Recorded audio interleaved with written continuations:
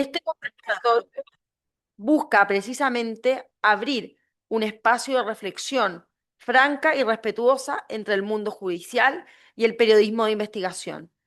Dos ámbitos distintos, pero complementarios en la tarea por fortalecer la democracia y la transparencia, la rendición de cuentas y la legitimidad institucional, aspectos que requieren ser abordados con la responsabilidad necesaria cuando como Estado enfrentamos una crisis de esta envergadura y que fue revelada por los medios de comunicación, generando la destitución de jueces y la investigación a parlamentarios. Doy el pase acá al moderador para el inicio de la actividad. Bien. ¿Me escuchar? Sí, bueno, no, está apagado. Ahí sí. Bien. Bueno, quiero ofrecer las excusas de la presidenta de la Asociación Nacional de Magistradas y Magistrados, quien ha tenido un problema de salud y no nos ha podido acompañar el día de hoy. Por lo tanto, lo hago yo en mi condición, bueno, de vicepresidente de la asociación y en este caso además como dueño de casa de presidente del Instituto de Estudios Judiciales. Quiero, por cierto, partir agradeciendo a todos los presentes que han concurrido hoy, tanto presencial como de manera telemática, a esta actividad muy significativa para quienes nos desenvolvemos, nos vinculamos al mundo del Poder Judicial, ¿no? Tanto los jueces y juezas como a los operadores jurídicos y, por cierto, a la ciudadanía que espera de los jueces una justicia de calidad y que sea completamente imparcial. Este no es cualquier foro ni cualquier espacio de discusión. Hemos invitado aquí a algunos de nuestros principales críticos, algunos de nuestros principales observadores, algunos de nuestros principales investigadores, porque de eso se trata la democracia. La democracia se fortalece también, ¿verdad?, con una academia fuerte y, por cierto, también con un periodismo investigativo que haga su trabajo y que nos tenga hoy día debatiendo respecto a estas cuestiones tan esenciales que pensábamos que nos eran completamente ajenas. Esto ha producido, la situación actual del Poder Judicial ha producido un amplio impacto al interior del Poder Judicial. Es importante también que nuestros invitados lo sepan. No obstante lo que hemos hecho, ¿verdad? O lo que hemos podido hacer durante este tiempo, estamos sobre todo impactados y lo dijimos hace más de un año atrás cuando empezamos a conocer los casos, ¿verdad? Estamos también desolados. Seguimos estándolo, pero debemos dejar de estarlo y como Asociación Nacional de Magistrados tenemos el mandato imperioso, ¿no?, de reflexionar y de ver también cómo podemos colaborar para salir de esta crisis. Siempre, por cierto, conociendo y con la mayor transparencia. Este, en consecuencia, es un debate en el que nosotros buscamos dialogar, identificar los diagnósticos y responsabilidades que existan y también los posibles caminos de salida. Por ello, hemos invitado y agradecemos muy especialmente que hayan aceptado nuestra invitación, ¿verdad?, a el profesor Cristian Riego, abogado y referente en materia de reforma procesal penal especialmente y análisis crítico del sistema de justicia, máster en Derecho de la Universidad de Wisconsin y director de las clínicas jurídicas y académicos de la Universidad Diego Portales. Al periodista Nicolás Sepúlveda Gambi, periodista de investigación, cuyo trabajo ha contribuido a visibilizar problemáticas relevantes para el escrutinio público del poder. En su antiguo medio CIPER, Nicolás reveló los chats del abogado Luis Hermosilla. Actualmente es director del medio Reportea, el que sé que algunos de los aquí presentes ya forman parte de sus suscriptores, me lo han dicho. Medio digital donde ha investigado la trama del caso Muñeca Bielorrusa. Cada panelista tendrá, ¿verdad?, a su disposición 15 minutos para referirse a las perspectivas comunicacionales y jurídicas del caso audio y cómo este caso dio inicio a esta profunda crisis para también poder llegar a determinar el rol que en ella han jugado, a nuestro pesar, algunos jueces y juezas y también algunos operadores del sistema de justicia. Por lo tanto, de eso se trata. Es un diálogo difícil, pero es un diálogo que queremos tener y agradecemos especialmente la presencia de nuestros expositores. Eh, Por lo tanto, al principio, ¿no? Si me corrige aquí, nuestro al principio la idea son los 15 minutos libres para que ellos se expongan, en verdad, conforme, digamos, el tenor de la invitación. Muchas gracias. Bueno, muchas gracias por la invitación. Eh, a ver, nos dieron a nosotros una cierta estructura de cómo ordenar las ideas. Yo voy a tratar de respetar en lo posible lo que nos plantearon. Y para empezar, debiera decir, creo yo, que más allá de los hechos puntuales de estos casos que estamos viendo, yo creo que es bueno partir de la base de que estamos en un tiempo muy difícil para la legitimidad de los sistemas judiciales. ¿Cierto? Ha habido un cambio muy radical en el entorno comunicativo y cultural, que ha llevado a tremendas transformaciones que todos presenciamos todos los días, digamos. Una manera de plantearlo, ¿cierto? El populismo que ha surgido, otra manera de plantearlo es a través del surgimiento de las redes sociales. No voy a entrar en detalle porque todos conocemos esa realidad. El problema es que esa realidad genera unas formas de comunicación y un sentido común, digámoslo así, bien diferente. Y yo creo que esas formas de comunicación se caracterizan, por ejemplo, porque todo el mundo puede opinar, porque muchas de las opiniones no son reflexivas, no están bien, no están fundadas en antecedentes muy precisos. Muchas opiniones además tienen un componente emotivo muy fuerte. Además, las opiniones que se emiten hoy día en muchos de estos medios suelen ser o tienden a ser más bien partisanas. O sea, se opina desde una sensibilidad, desde un punto de vista. Opinan los evangélicos, los católicos, los gays, los feministas, los antifeministas, pero es raro escuchar hoy día, un poco se ha perdido esa lógica, una opinión un poco más neutral, un poco más con un sentido común, digamos, del conjunto de la comunidad. Eh, todo eso, todas estas cosas hacen que, digámoslo así, los valores del sistema judicial no sean valores muy populares, son valores difíciles de entender, son valores complejos, son abstractos, y esta comunicación tiende a ser más bien concreta. Y así por delante podríamos identificar muchas contradicciones entre lo que hace el sistema judicial y los valores que proclama, pero yo diría que en términos generales, como quien dice que lo que ocurre es que el producto que el sistema judicial vende, hoy día nadie lo compra. Digámoslo así, un sistema judicial perfecto, buenísimo, vende, diría yo, neutralidad, imparcialidad. Y la verdad es que hoy día eso no es un producto que tenga mayor salida. Porque la gente, ¿no? Estos opinantes, lo que quieren es que su punto de vista se imponga. Y consideran incluso en general que es un escándalo que no se imponga.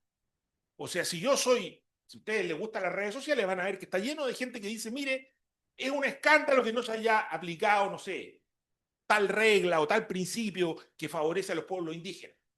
Otro que dice, es un escándalo que se haya aplicado tal principio que perjudica a tal empresa en favor de los pueblos indígenas. Ninguno de ellos, digamos, está demasiado interesado en tener una perspectiva más neutral y analizar el asunto con equilibrio.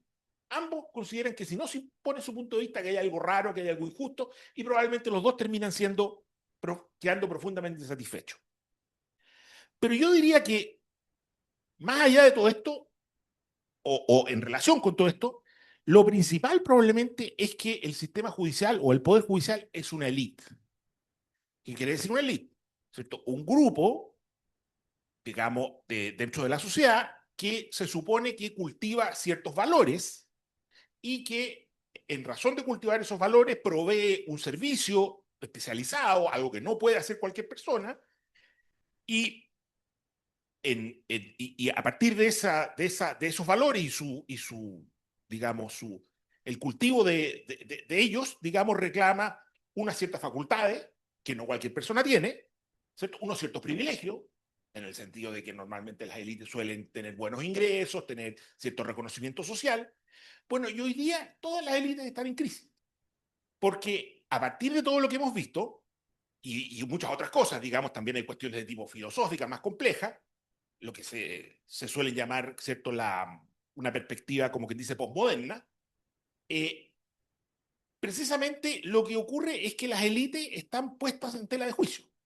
Existe la percepción, ¿cierto? Y sobre esto incluso hay mucha teoría, digamos, académicamente formulada, de que en realidad estas élites no es tal. Siempre detrás de estos discursos del supuesto cultivo de ciertos valores, lo que hay es la defensa de unos intereses particulares. ¿cierto? Es hasta cierto punto un engaño. Las élites nos venden una pomada, nos dicen que nos van a ayudar con nuestra salud, los médicos, los jueces, bueno, nos van a ayudar a resolver nuestros problemas de justicia, los militares que nos van a ayudar, pero la verdad es que, primero, no cultivan esos valores, en realidad lo que hacen es más bien preocuparse de sus intereses, y los abandonan, digamos, en términos generales. En segundo lugar, restringen el acceso, son endogámicos, no es que el que mejor pueda cultivar esos valores tiene acceso, sino de algún modo se reclutan entre ellos, digamos, y en algunos casos incluso entre parientes, amigos, etc.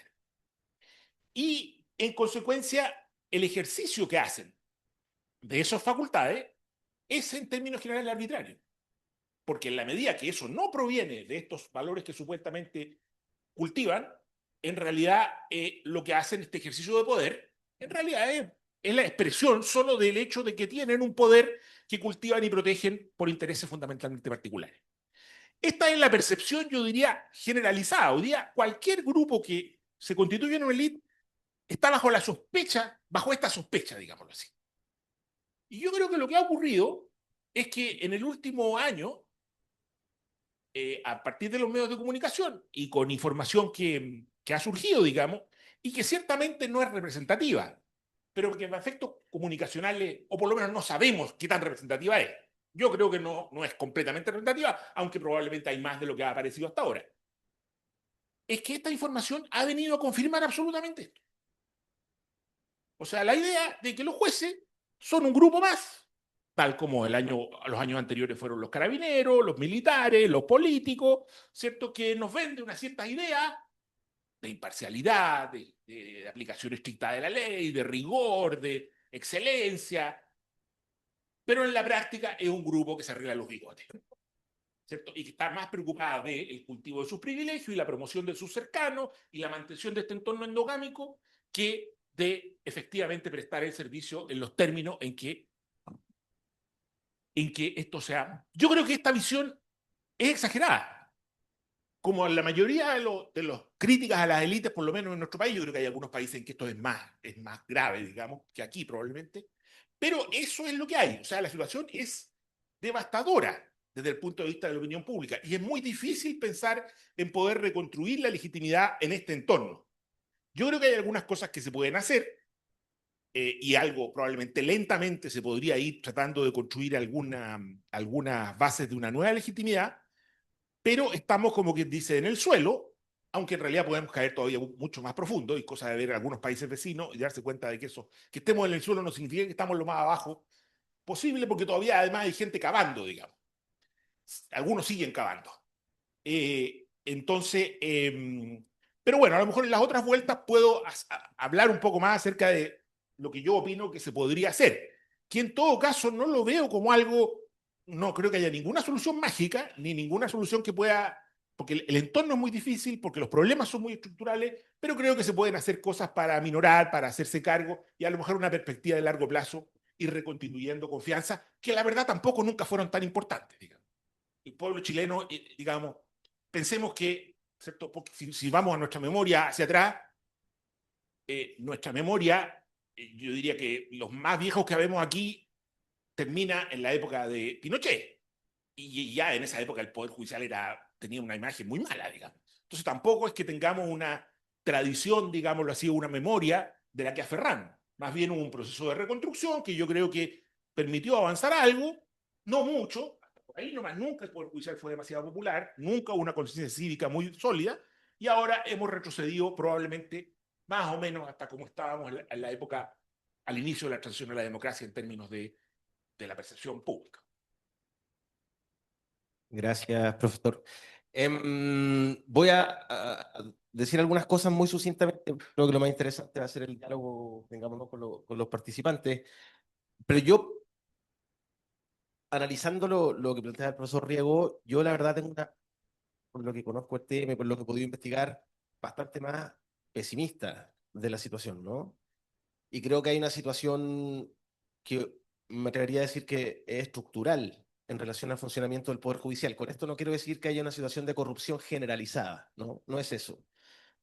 Pero sí hay una forma de funcionamiento del Poder Judicial, y eso son conscientes los propios jueces. Yo estoy investigando el caso Hermosilla desde hace 2 años, ¿no? Cuando revelamos en CIPER por primera vez el auto, que desató una serie de investigaciones. Hoy día hay más de 15 o 20 aristas penales repartidas en distintas fiscalías a lo largo de Chile, donde se investigan asuntos que todos tienen que ver con hechos de corrupción o irregularidades en distintas esferas del Poder Judicial. Y en estos 2 años me he juntado con muchos jueces de categoría, jueces de las Cortes de Apelaciones de distintas regiones, jueces de la Suprema, y también auxiliares de justicia, notarios, conservadores de bienes raíces. Y hay una percepción generalizada de que hay una estructura del Poder Judicial que tiene problemas serios, digamos. Y claro, que siempre ha sido así. Por ejemplo, se me viene a la memoria ahora esta situación. Hoy día, ayer la Corte Suprema acaba de abrir un sumario por solicitud del mismo ministro Jean-Pierre Matus, ¿no? Y ahí nuevamente aparece esta situación donde los ministros de la Suprema definen ellos cuáles son los casos y ante qué personas tienen que inhabilitarse, ¿no? No hay un contrapeso, no hay un tercero que fiscalice lo que pasa en la Suprema. Y eso hay mucha presencia de ellos en los miembros judiciales. Ese es solo un ejemplo, pero hay muchos casos. Hay una estructura del Poder Judicial que es diferente a la estructura de los Estados en Chile, legislativo, menos control y mucha menos transparencia en el Poder Judicial, ¿no? Se autoadministran muchos asuntos. Por ejemplo, hace un par de semanas estaba investigando el nombramiento de un notario, ahijado del señor Sergio Llaver, ¿no? Algunos ya lo conocerán, el conservador de bienes raíces de Puente Alto, que está actualmente va a ser formalizado, está suspendido de su cargo. Era un empresario, trabajaba en una empresa en su uso, el señor Rodrigo Ortúzar, quiso ser notario, lo presentaron en un cumpleaños de la exministra, entonces ministra Ángela Vivanco, realizó el señor Ortúzar una serie de transferencias, 300 millones de pesos, y bueno, en pocos meses era ya notario titular de la primera notaría de San Miguel, cargo en el que estaba hasta hace muy poco tiempo, cuando fue suspendido después de ese reportaje. Y cuando fui a mirar al área correspondiente en la página web del Poder Judicial, quiénes habían votado por él, cómo había sido el concurso, resulta que no estaba disponible, ¿no? Entonces, los concursos notariales que están disponibles para que toda la ciudadanía pueda mirar cómo se resolvió ese concurso, no siempre están. Algunos están disponibles y otros no. ¿Quién define qué es lo que está disponible y qué no? Bueno, ciertos funcionarios, algunos jueces del Poder Judicial. No hay un control respecto a eso, ¿no? Y eso ocurre con un montón de otras situaciones. Los mismos jueces de de primera instancia, varios de ellos me dicen que esto que es, bueno, es histórico, ¿no? Para poder ascender en el Poder Judicial estaba la figura del besamanos, y otras figuras opacas de relaciones, de padrinos, entre la figura del operador judicial, que está casi institucionalizada en Chile. Llama la atención, ¿no? En los reglamentos y las normas nunca aparece la figura del operador judicial, pero todo el mundo sabe que fácticamente son muy importantes. Y los conocemos con nombre y apellido incluso, ¿no? Ya nos acostumbramos a estos operadores judiciales que operan en la opacidad. Y con el caso sí ya nos hemos dado cuenta que cuando estos personajes operan en la opacidad, cuando no hay transparencia, cuando no hay control externo respecto a lo que se hace, bueno, aparece la corrupción, ¿no? Y hemos conocido algunos pocos casos, pero en las conversaciones que uno tiene con distintos integrantes del Poder Judicial en todo Chile, uno sabe que hay muchos más casos, ¿no? No siempre podemos publicar porque no siempre están las pruebas. La gracia del caso Hermosilla y el aporte que ha hecho fue abrir una ventana donde la Fiscalía puede investigar y la Fiscalía tiene herramientas que no tenemos los periodistas de investigación, ¿no? Abrir las cuentas bancarias, pinchar teléfono, no revisar chat y comunicaciones privadas. Y ahí apareció ¿no? Los casos que estamos conociendo, que yo no sé qué tan extendidos están, yo imagino que no, porque hay muchos jueces, uno conoce también muchos jueces muy probos y que están muy preocupados por la situación del Poder Judicial. Muy preocupado además por el contexto especial que estamos viviendo como sociedad, no es cualquier momento, ¿no? Tenemos una amenaza que es el crimen organizado, y si uno empieza a mirar el resto del continente, lo que pasó en México, lo que ha pasado en Centroamérica, lo que está pasando en Ecuador, por ejemplo, ¿no? Que es corrupción del Poder Judicial, pero corrupción de la sociedad y el Estado completo, ¿no? Hay países ya donde estructuras del crimen organizado están transformando esos países en estados fallidos, digamos. Entonces, la amenaza, cuando hay una muy poca validación y confianza en las estructuras como el Poder Judicial, cuando hay gérmenes de corrupción adentro, ¿no? Y no se toman las medidas necesarias para frenar esos gérmenes y esos virus de corrupción, lo que hace el crimen organizado es tomarse esos espacios. Y cuando eso pasa ya no hay mucho más que hacer, ¿no? Entonces yo tengo muchos colegas mexicanos, periodistas de investigación, y uno conversa y revisa los trabajos que ellos hacen, y es impresionante lo que pasa en México, ¿no? El nivel de penetración, de corrupción, que se traduce en asesinato, en robo, etcétera, etcétera, etcétera, ¿no? Sabemos lo que ocurre. Entonces, yo creo que el momento que tenemos es de, hay una emergencia por probidad y que esta discusión yo le agradezco porque es bueno reflexionar sobre qué hacer, ¿no? Hay un proyecto de ley que ya se presentó a partir del caso Hermosilla para reformar el sistema de nombramiento judicial. Eso está en plena discusión, hay muchos dicen que no es suficiente, pero es bueno que como sociedad demos ese debate, ¿no? Yo creo que lo que hemos conocido es gravísimo, y que no solo tiene que ver con jueces que pueden saltarse las reglas y caer en la corrupción, tiene que ver con operadores y con intereses, ya sean económicos, intereses de otros grupos de interés particular, que buscan torcer la mano a la justicia y ahora lo que estamos viendo es que lo han logrado, ¿no? Y está esta situación que decía el profesor Cristian Riego de desconfianza, ¿no? Y bueno, efectivamente, hay una desconfianza en el Poder Judicial. Uno mira las cifras de la OSD, de la confianza de la ciudadanía en sus sistemas de justicia. Chile está en los últimos lugares, ¿no? Y el caso Hermosilla lo que vino a decir o a mostrar, como decía el profesor, es, bueno, para ciertas personas se confirma esta idea de que todo es corrupto. Bueno, ciertamente no todo es corrupto, pero sí hay corrupción, ¿no? El punto es cómo se resuelve y cómo se integran contrapesos al sistema para evitar de mayor forma, de la mejor manera posible, esos episodios de corrupción, esos episodios de opacidad, que parecieran estar ya casi institucionalizados en el Poder Judicial, ¿no? Como los nombramientos de notarios y conservadores de bienes raíces. Conversando con ministros de la Corte de San Miguel, me contaban dos ministros durante el año pasado que en algunos nombramientos de notario estaba la práctica de repartir papelitos, ¿no? Porque hubo una medida que se intentó para evitar esto de amañar algunos nombramientos de notario y conservadores de bienes raíces, como sabemos, implican un ingreso económico bien importante, ¿no? Bueno, y esa medida fue anonimizar las votaciones. Entonces se votaban por RUT, según las calificaciones y los concursos, sin decir qué nombre era cuál. Bueno, dos ministros me decían que se repartían papelitos con el RUT que era, que cierto operador de justicia, qué RUT apoyaban, ¿no? Y así que se lograban votaciones, uno a veces revisa los concursos y dice, bueno, ¿cómo esta persona logró 20 votos versus otros que tienen 2 votos? Era, ¿no? Hay varios concursos que estaban bien arreglados. Ese tipo de situaciones son mucho más comunes de lo que sabemos hasta ahora y creo que eso está en el quid del asunto de lo que hay que discutir y resolver. Bien. Bueno, hay cuestiones, ¿verdad?, que han estado, que subyacen al debate actual. Entre ellas, y que de alguna manera también lo plantearon ustedes, ¿no?, en sus dos intervenciones, que tiene que ver con un diseño estructural que de alguna manera permite esta opacidad, y este sistema, digamos, ya viciado en muchos casos. Pero si bien es cierto, este espacio pretende reflexionar sobre el futuro y la salida, no podemos avanzar hacia eso si no le damos nombre y si no abordamos precisamente dónde está el problema. Yo en esto, digamos, como representante en particular de la Asociación de Magistrados, primero como dirigente regional en Rancagua y en Valparaíso, luego como dirigente nacional, ¿verdad?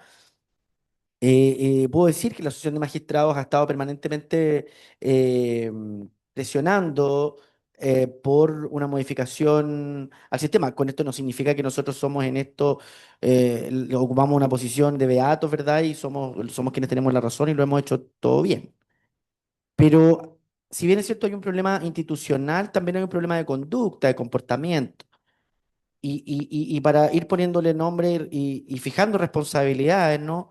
La responsabilidad está en los propios, en los propios jueces y juezas que de alguna manera han torcido este sistema. Em, pero en esto también, ¿qué responsabilidad le pueden caer a otros actores institucionales, no solo los operadores en la sombra, que han intervenido y que de alguna manera esto digamos, se ha perpetuado? En esto, por ejemplo, cómo los órganos colegisladores tampoco o de alguna manera también han facilitado que esto, digamos, se perpetúe. El propio Senado de la República, en su intervención final que hace en la asignación de los ministros o fiscal de la Corte Suprema, u otros nombramientos también, cómo esto se ha, se ha mal utilizado, ¿no? En esto también, bueno, quiero contarle, agradecemos también la presencia del diputado Leonardo Soto, que está presente, que nos ha escuchado permanentemente desde la Comisión de Constitución, Legislación de la Cámara de Diputados. Lamentamos harto que no continúe, bueno, le toca no ha perdido ninguna elección, solo que no puede el límite de la reelección, pero alguna aporte seguirá haciendo. Pero también, y no pretendo ser descortés, por cierto, pero también el poder político no tiene una responsabilidad en esto, ¿no? Por lo tanto, ¿dónde están las responsabilidades también? Esa es como la pregunta, es un poco genérica, pero creemos que debemos avanzar para determinarlas, ¿no? Profesor.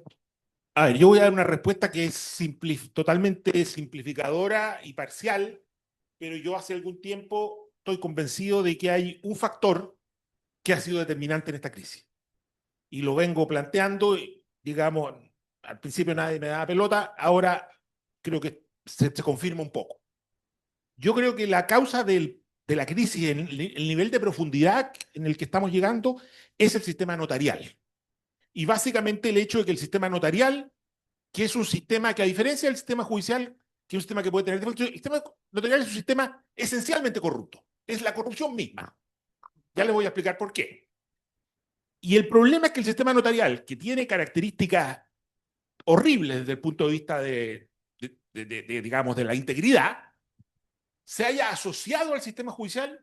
Algunos venimos diciendo esto va a terminar muy mal, porque este sistema notarial, que más allá de las personas, que hay personas que pueden ser simpáticas, incluso honorables algunas, es un sistema esencialmente corrupto, que se lo haya asociado al sistema judicial en temas de nombramiento y en temas de supervisión, lo ha contaminado con una corrupción que es...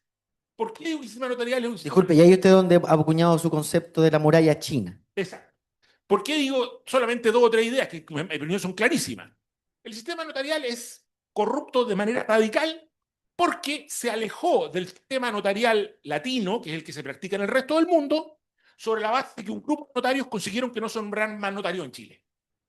En Francia, esta cifra la he dado en varios lugares, en Francia, que es la cuna del notariado latino, hay 10.000 notarios. Chile tendría que tener 4.000 y tenemos 400. En Argentina, que son nuestros vecinos acá, que tampoco son ningún ejemplo en materia judicial, en la ciudad de Buenos Aires, que tiene 3 millones de habitantes, hay 1.600 notarios. Y en cualquier parte del mundo uno va a una notaría, y una notaría es una oficina donde hay un caballero que lo atiende, que le redacta los documentos que uno quiere empeñar y que luego le toma la firma. Hay 2 o 3 ayudantes, una secretaria, algún oficinista. Aquí en Chile nosotros, producto de la corrupción política y conducida por los propios notarios, hemos impedido que se nombren nuevos notarios, con lo cual hemos llegado a un modelo que se llama el notariado industrial, que es un modelo en el cual la ley se incumple todos los días de punta a cabo. Porque la ley notarial tiene 2 condiciones básicas de funcionamiento. Uno, que los notarios presencian los actos y que dan testimonio de los mismos. En Chile ningún notario presencia ningún acto y no puede dar testimonio. Y además delega los actos de las maneras más escandalosas, digamos. Notarios que mandan a sacar firmas a otras ciudades, digamos, fuera de su jurisdicción, notarios que delegan las firmas en los bancos, esto es algo sistemático, que ocurre sistemáticamente, ¿cierto? Porque incluso cuando hay responsabilidades involucradas, yo les podría mencionar varios casos en que hay denuncias penales, en que ha habido, digamos, estafa de personas a las cuales se le ha falsificado la firma, entre ellas un expresidente de la República, ¿cierto? Uno diría, bueno, los notarios con toda la plata que tienen, lo menos que deberían es responder objetivamente, digamos. No, van al Tribunal Penal y se defienden. Dicen que ellos no falsificaron la firma, sino que la falsificó el empleado. Empleado que no existe en la ley. Porque el empleado opera sobre la base de una delegación totalmente ilegal. Totalmente, digamos, contraria al sistema. Pero además, y con esto termino, los notarios no respetan los precios. Y cuando hay un sistema monopólico, ¿cierto?, en el que el número de personas que presta el servicio no solo está determinado por la ley, sino que está restringido así, digamos, al extremo, lo mínimo o lo básico es que hay un sistema de precios. No sé si ustedes leyeron el informe de la Comisión Antimonopolio, que dice que hicieron una encuesta entre los usuarios, nunca se respeta, nunca, cero. El porcentaje de veces en que se respeta el límite de precio es cero. O sea, un sistema que funciona bajo la completa ilegalidad. Y los llamados a controlarlo son los jueces. Jueces que no lo controlan, los jueces, los ministros de corte. Ahora se modificó. Entonces yo diría que este sistema tan, digámoslo así, tan corrupto como es el sistema notarial, por el cual además se logra enriquecer hasta el infinito a un pequeño grupo de personas por un toque mágico de algunos políticos y algunos jueces, es lo que ha, digamos, no sé, yo le atribuiría, no sé, el 60% de la culpa de este problema lo tiene el sistema notarial. Y mientras no se fije una muralla china, o sea, yo creo que el sistema notarial hay buenas razones para modificarlo, el Parlamento acaba de decidir no modificarlo, de mantenerlo, pero por lo menos le sacó las designaciones a los jueces, digamos, mantuvo la supervisión. Mientras no se, o sea, digamos, yo creo que hay que arreglar el sistema notarial, pero aunque no se arregle, a lo menos que no siga contaminando el sistema judicial. Yo quería abarcar este punto con mucha fuerza, porque me parece que este es el tema, no sé si es el único tema, pero creo que es el factor, digamos, no sé, el elemento corruptor más potente. Y yo creo que todas las investigaciones que se están mostrando denotan que de ahí vienen, porque ahí vienen las grandes platas, los grandes intereses, la posibilidad de financiar operadores profesionales que están todo el día en los tribunales, que muchas veces son el marido, un empleado de la notaría. O sea, gran parte del problema, sobre todo porque, digámoslo así, porque el sistema judicial, cuando yo, por ejemplo, estudié Derecho, era endogámico. ¿Cierto? Era endogámico, las designaciones eran por amistad, pero no había mucha plata en juego. Tampoco había tanto interés por entrar al sistema judicial. Era otra época, en mi época habían 5 escuelas de derecho en todo el país. Los salarios tampoco eran tan atractivos, los salarios de los jueces. Entonces, la verdad es que esa endogamia se practicaba en una cierta, hasta cierto punto, una cierta inocencia. No había grandes cosas. Bueno, esto se terminó de podrir cuando empezaron a jugar las grandes, cuando entramos a las grandes ligas de plata. Y las grandes ligas de plata entraron por el sistema notarial. Sí, ¿cómo se vincula el poder político con el poder judicial y las causas que hemos conocido de corrupción? Efectivamente, tal como dice el profesor, el sistema nombramiento de notarios, de conservadores de bienes raíces y de archiveros judiciales, ¿no? Vemos ahí situaciones que son sorprendentes. O sea, hay investigaciones de organismos de transparencia y también reportajes que lo han mostrado, ¿no? El nivel de parentesco, ¿no? De dirigentes políticos, de notarios, de jueces que trabajan en la notaría es impresionante. Una de las cosas que a mí me llamó la atención de la trama bielorrusa es que en el conservador de bienes raíces de Puente Alto, el señor Javer tenía contratado a un exdiputado de la República, el señor Francisco Eguiguren, que viene saliendo de la Cámara de Diputados hace muy pocos años, hermano de Alberto Eguiguren, ¿no? Conocido penalista también. Y resulta que el señor Francisco Eguiguren lo tenía trabajando en el mesón del conservador de bienes raíces, con un sueldo, según la nómina que entregó ese conservador a la fiscalía, de un sueldo de entre 200.000 y 500.000 pesos. Un asunto rarísimo, menos del sueldo mínimo, ¿no? Un exdiputado que viene saliendo del Congreso. Y que en las interceptaciones telefónicas el señor Javer decía que era su jefe de campaña en este lobby que hizo para salvar a Ulloa de la expulsión del Poder Judicial. El caso del señor Javer puede ser como una cierta, un mostrario, ¿no? De cómo operan esas relaciones. Yo les contaba el caso del notario Ortúzar, que había depositado cerca de 300 millones de pesos al señor Javer y a Miguel, la pareja de la ex ministra Ángela Vivanco, y que rápidamente la notaría de San Miguel, una notaría que es altamente lucrativa. El señor, o sea, se ve beneficiado, y nosotros lo contamos en un reportaje en Reportea, con gestiones del senador Matías Walker ante el Ministerio de Justicia en ese entonces, porque el notario y los senadores no tienen ahí, ¿no? Pito que tocar. Pero sí hacen gestiones ante la División Judicial del Ministerio de Justicia por ciertos nombramientos. El señor Walker lo hizo, el señor Ortúzar. El señor Walker, sabemos también por investigaciones periodísticas, que ha recibido ciertos pagos, ¿no? Del señor Javer. Además de que le prestaba un departamento, le arrendaba un departamento, eso está investigando actualmente la Fiscalía en Coquimbo. El señor Javer también ha realizado pago al señor Sergio Gaona, otro senador de la zona, en este caso de la UDI, a quien también le pasaba un departamento, es decir, el conservador de bienes raíces de Puente Alto, en un momento, en un par de años determinado, tenía 2 de sus departamentos ocupados por 2 senadores de la República. Uno de ellos además realizaba gestiones ante el Ministerio de Justicia para que personas cercanas a Javer fueran nombradas como notarios, ¿no? Hay ahí un movimiento de influencias, por no decir tráfico de influencia y no imputar delitos a nadie, ¿no? Porque eso es labor de la fiscalía, es la que tiene que investigar aquello, pero que es absolutamente opaco y absolutamente irregular, ¿no? ¿por qué los senadores van a estar interesados en impulsar ciertos nombramientos notariales? ¿No? Y uno esto lo habla con cualquier ministro de Justicia de cualquier gobierno y te dice lo mismo. Los senadores, especialmente la Comisión de Constitución del Senado, están siempre interesados en impulsar nombramientos de notario o de conservadores de bienes raíces. Y efectivamente eso es un tremendo negocio. La cantidad de ingresos que se generan en las notarías, en los conservadores, en los archiveros judiciales, es tremenda, ¿no? Porque además el Estado nos dice a los ciudadanos que estamos obligados a ir a hacer ciertos trámites y a pagar cierta cantidad de recursos ante estos cargos auxiliares de la justicia, que son nombrados de esta manera, ¿no? Esta es una institución que se está abriendo, por lo que yo he podido reportear, va a ser una investigación muy grande, ¿no? Hay muchos conservadores de bienes de raíces hoy día en la mira, ¿no? Y también hay muchas personas que ya están hablando, dirigentes políticos, jueces.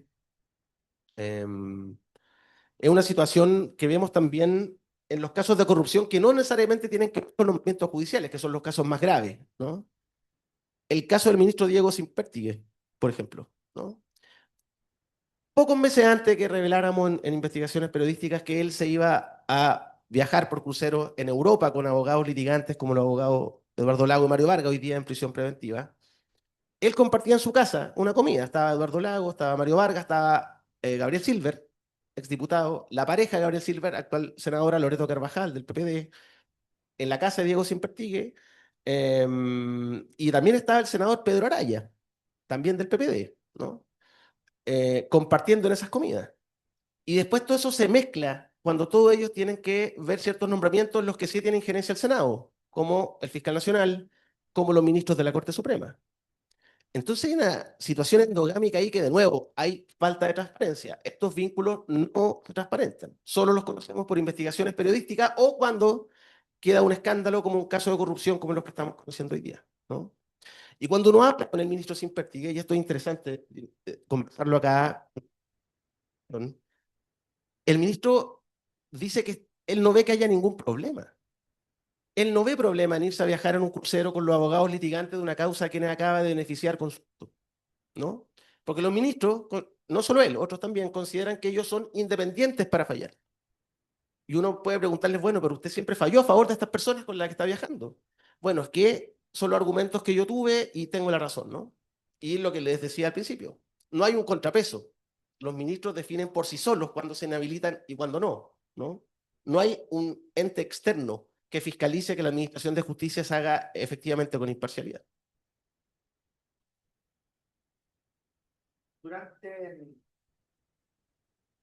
Durante cuando, digamos, se conoce por la opinión pública el caso actual, ¿verdad?, denominado de la muñeca bielorrusa, eso fue, por lo menos lo que nosotros recordamos fue cuando la Asociación de Magistrados tuvo una intervención más decisiva. La Asociación de Magistrados solicitó en esa oportunidad, que fue el primer caso de la exministra Vivanco, ¿verdad? Nosotros hicimos una presentación a la Corte Suprema en la que nosotros suspendimos toda participación en la Corte Suprema. Esto fue en septiembre del año 2024, fines de agosto del 2024, en la que participara la exministra. La Asociación de Magistrados participa en diversos espacios, ¿no? Eso ocurre en esa época y luego a fines del mes de octubre tuvimos en el Senado la destitución de los ministros Vivanco y Muñoz. En ese tránsito se presenta la modificación por el entonces ministro Cordero, eh, quien había dejado de serlo un par de días antes, según recuerdo la fecha de octubre, fue un mes muy acontecido, el tema de octubre del año 2024, presenta el proyecto de modificación al sistema de nombramientos judiciales, que desde luego se sitúa en este momento temporal muy importante, que muchos habían entendido que el debate de la modificación al sistema de nombramiento de gobierno judicial había sido clausurado en el segundo proceso constitucional. Aquí tenemos a Leslie Sánchez, nuestra consejera del Instituto de Judiciales, que participó en el proceso, en el segundo proceso como experta. Expertos que presentaron un modelo que desde la asociación, si bien no compartimos expresamente, es la asociación, digamos, en su estructura actual, en todos sus órganos, ¿verdad?, que consideramos con mejor salud, el de los expertos, el segundo proceso. Es también, y fue también, en opinión de muchos, un proyecto mucho más de avanzada, mucho más progresista, que incluso el modelo presentado por el actual gobierno. eh, mm, que en lo esencial, ¿verdad? Avanza, por cierto, en independencia interna, porque saca de las Cortes Supremas y de Apelaciones la facultad de elaborar las ternas, las nóminas o la quina, digamos, en el caso de la Suprema. Encarga a los fiscales judiciales eh, la investigación, digamos, el régimen, o el régimen de responsabilidad, que nosotros hemos preferido llamar, pero que en el fondo no es sino el régimen disciplinario. Pero mantiene en el presidente de la República la designación final, mantiene en el Senado de la República la designación de los integrantes de la Corte Suprema, por lo tanto, en nuestra opinión, no solamente no avanza en independencia externa, sino que retrocede de momento, que la perpetúa, y por lo tanto un debate de estas características es muy difícil que lo volvamos a tener. Pero eso es una opinión nuestra. El Poder Ejecutivo ha defendido su proyecto como un avance. Entienden que no es posible sacar del presidente de la República la facultad de designar, eh, porque es la forma de darle el tamiz, la presencia democrática a este nombramiento.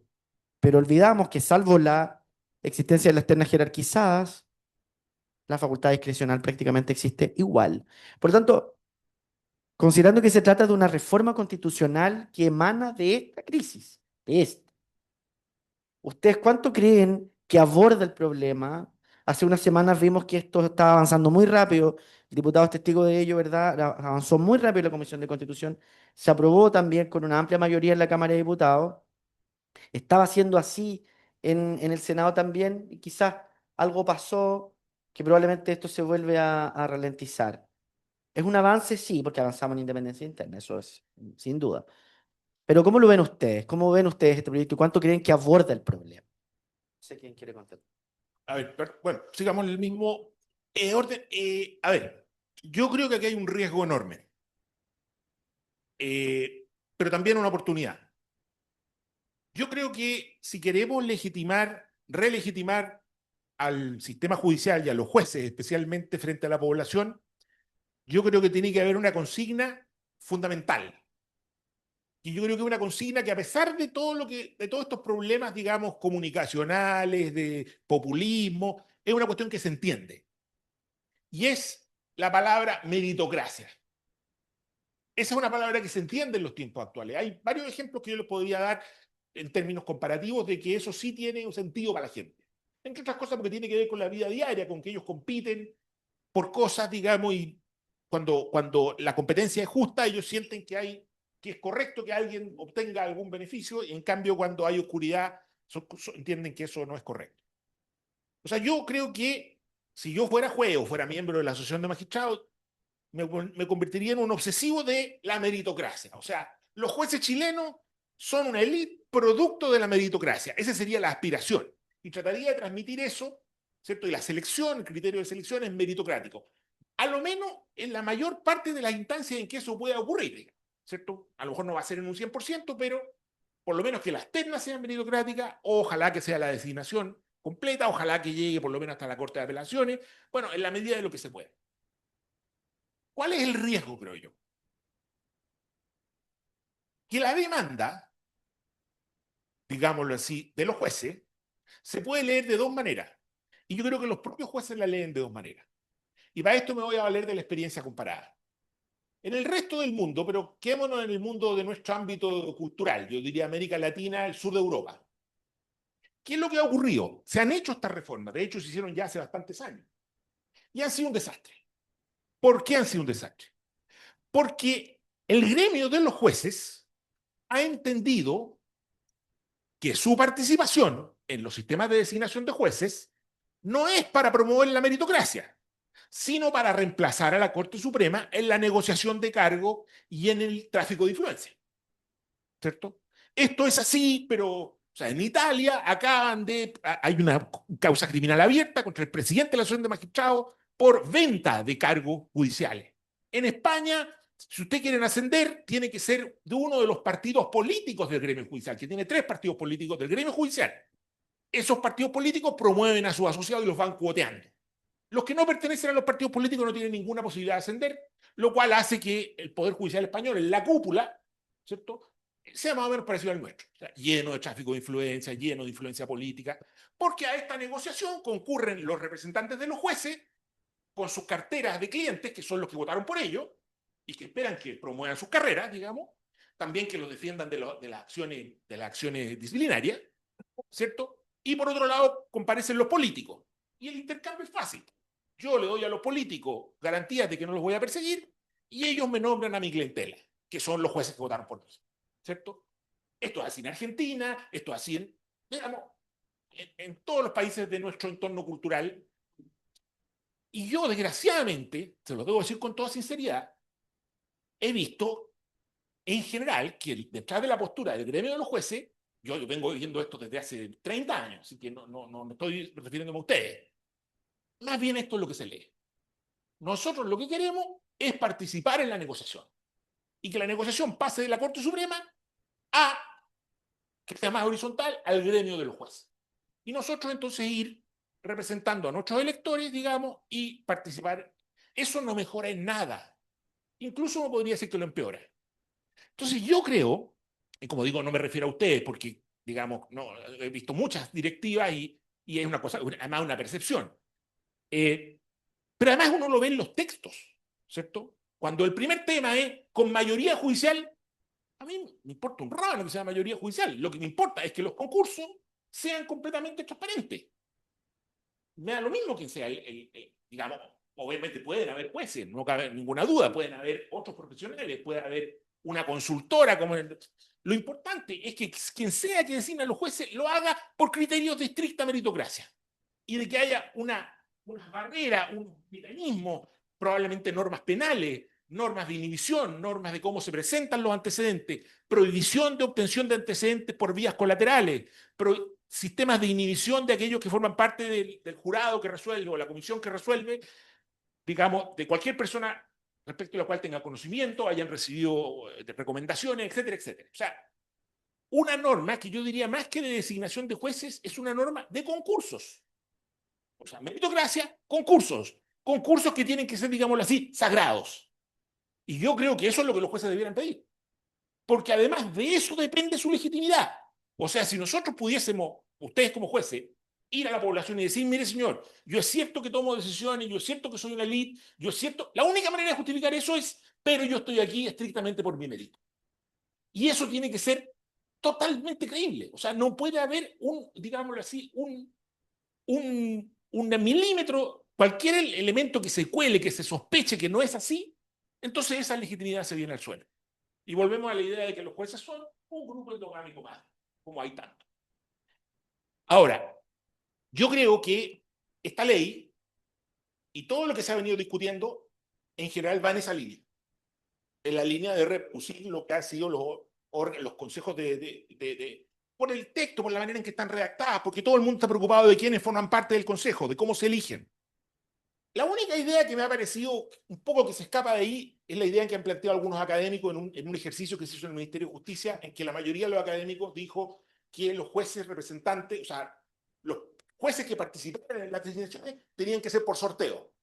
Sí, no me parece suficiente, pero por lo menos está cortando la lógica de jueces electos que son como representantes de su clientela. Esa es la peor, ¿cierto? Porque hoy día, por lo menos, los ministros de las Cortes no tienen una vinculación tan directa con una clientela. La arman su clientela, pero no es automático. Entonces, yo creo que, digamos, es necesario cambiar el eje totalmente. O sea, lo que nos interesa no es un sistema de designación de jueces con participación mayoritaria de los jueces. Lo que nos interesa es un sistema de concursos blindados contra la interferencia que destruya la meritocracia. Yo creo que eso supone una cantidad de normas, una cantidad de reglas, una cantidad de... También una cuestión cultural, o sea, que se genere una especie de... que la idea de la meritocracia se instale, que se haga parte del patrimonio, digamos, cultural de los propios jueces y que se vaya cultivando como una realidad. Yo debo decirles que soy un poco, digamos, no soy tan optimista porque creo que hay muchas fuerzas, digamos, para la otra fórmula es mucho más cómoda para todos los que van a participar en las definiciones. Pero creo que es necesario decirlo porque la otra fórmula no ha funcionado. Mire, yo no conozco bien cómo funcionan los consejos en el mundo, digamos, nórdico. No lo sé. Muchas veces se tiende a idealizar ese mundo y cuando uno lo ve, a veces no es tan ideal. Pero a lo menos en el mundo del sur es horrible y no mejora en nada la percepción y hasta cierto punto en algunos aspectos profundiza la crisis. Sí, yo solo agregar mm, que en una disputa de poder, porque muchas veces esos son los nombramientos, ¿no? En términos crudos, son disputas de poder porque grupos de influencia logran instalar a sus ministros. Es muy difícil que el Senado renuncie a tener influencia en esa disputa de poder, ¿no? Me lo dijo en una entrevista que hice el año pasado la ministra, de hecho, de la Corte Suprema, María Teresa Letelier, que ha estado investigada en el parte del caso Hermosilla. El sistema no va a cambiar, dice ella, porque el Senado no quiere que cambie. Y bueno, cuando uno revisa distintos episodios, efectivamente, los senadores, especialmente todos los que están concentrados en la Comisión de Constitución, que muchas veces funcionan eh, como un grupo aparte del resto de los senadores, donde las lógicas y las diferencias y las disputas no tienen que ver por sus posiciones ideológicas, ni las regiones a las que representan, ¿no? Cuando hablábamos esto de la cuota democrática en la elección de cargos judiciales. Tiene que ver con ciertos intereses particulares de esos senadores. Los senadores no están interesados, por lo que yo he podido ver, en renunciar a esa influencia y en general ningún grupo va a querer renunciar a cuotas de poder, ¿no? Y ahí lo que uno ve en recetas en cualquier sistema democrático es mayor transparencia y un sistema de contrapesos de fiscalización. Y eso en general en el Poder Judicial no existe. De hecho, hasta yo entiendo, al menos hasta hace un par de años, el Poder Judicial no forma parte de la ley de transparencia. El Poder Judicial elige acoplarse a la ley de transparencia de una manera voluntaria. Pero si a mí yo mando una solicitud de transparencia al Poder Judicial y me la rechazan, no estoy facultado para apelar ante el Consejo para la Transparencia, por ejemplo, ¿no? Hay asuntos mínimos ahí que yo creo que podrían ayudar a mejorar el escenario. Bien, bueno, antes de dar algunas preguntas a nuestro público, ya sea online o presencial, bueno, en la situación actual, en el que probablemente se requieren de modificaciones legales, estructurales profundas, tenemos el desafío de abordar la crisis y cómo esto empezamos a resolverlo. Probablemente no lo vamos a terminar de resolver en un buen tiempo, pero cómo empezamos a tomar medidas para comenzar a resolverlo y a recomponer la confianza institucional en la justicia tan necesaria. El profesor Riego al principio planteaba que el producto que vende el Poder Judicial hoy nadie lo compra. Es una frase dura, pero eso es problemático, ¿no? Porque impide, ¿verdad? Cohesión social, respeto a la institucionalidad, sometimiento a una decisión tan simple. Si lo que se resuelve acá, o la crisis que está situada en la cúspide, ¿no? Tiene repercusiones en Rengo, en, qué sé yo, digamos, en Futaleufú, de momento que alguien cree que toda decisión judicial de un juez de familia que entregó un niño a un padre o a una madre, o de un juez laboral que resolvió una disputa, ¿verdad?, en favor de un trabajador o en contra de él, está teñida hoy día por el tráfico. Y eso es muy dramático porque ustedes lo dijeron y se lo reconozco y agradezco también, porque es importante también empezar a decirlo. La inmensa mayoría de los jueces y juezas son personas probas, responsables, comprometidas con su trabajo, que cada vez más difícil, con leyes, digamos, que nos otorgan más competencias, sin más recursos, sin más personal, sin más jueces. Por lo tanto, ¿qué tenemos que empezar a hacer desde estos espacios más o menos influyentes para recomponer la confianza y volver a dotar la decisión judicial de mayor legitimidad?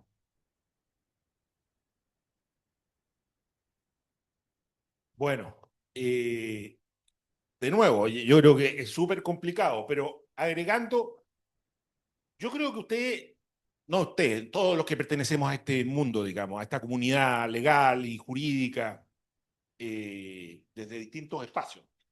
Desgraciadamente es una comunidad relativamente débil, que no tiene tantos actores como tiene en otros medios, digamos, en que los colegios de abogados son más fuertes, en que la comunidad académica es más fuerte.